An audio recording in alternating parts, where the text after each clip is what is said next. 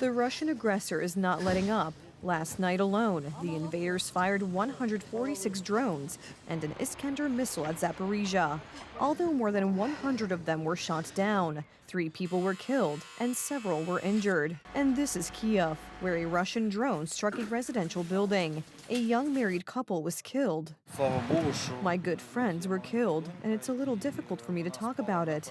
Thank God their little daughter was sleeping on the first floor, and the neighbors were able to get her out of there right away.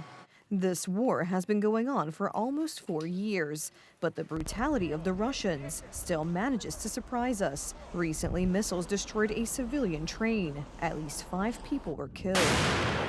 Ukraine is bleeding, but it is also painfully attacking its enemy, according to data from Kiev. Last night alone, more than 800 Russians were killed, and nearly 1,000 drones, 4 tanks, and 20 artillery systems were destroyed.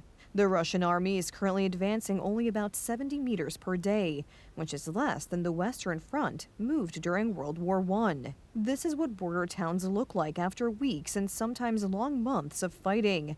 Experts predict that by spring, more than 2 million uniformed personnel on both sides of the front may be killed or wounded. However, there is a chance for peace, argues U.S. President Donald Trump. We're looking at some very good things happening on Ukraine and Russia. Very good things. Very good things are happening on Ukraine and Russia. This weekend, the second round of trilateral talks between Ukraine, Russia, and the United States is to take place in Abu Dhabi. The biggest point of contention is Russia's demand that Ukraine hand over the entire industrialized Donbass region.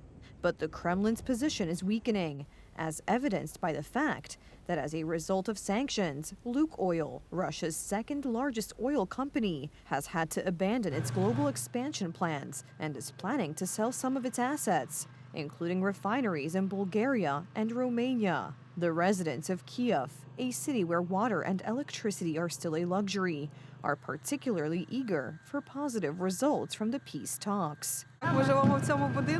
We live in this building, and it is really cold in our apartment. There is almost no heating.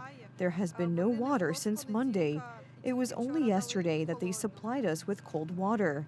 It is really very difficult. War veterans are coming to the rescue, opening a mobile kitchen in one of the neighborhoods.